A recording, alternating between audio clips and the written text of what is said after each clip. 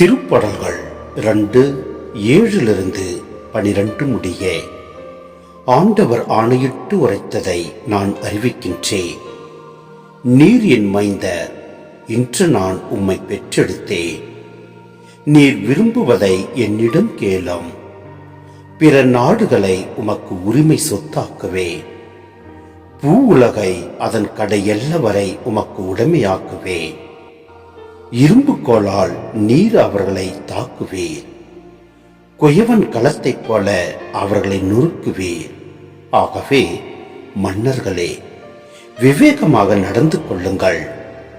பூ உலகை ஆள்வோரே, எச்சரிக்கையாயிருங்கள். அச்சத்தோடு ஆண்டவரை வழிபடுங்கள். நடுநடுங்குங்கள், அவர் முன் அகமகிழுங்கள்.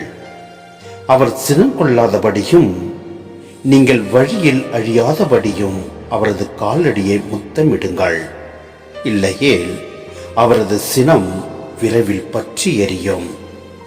அவரிடம் அடைக்கலம் புகுவோர் அனைவரும் பேறு பெற்றோர்.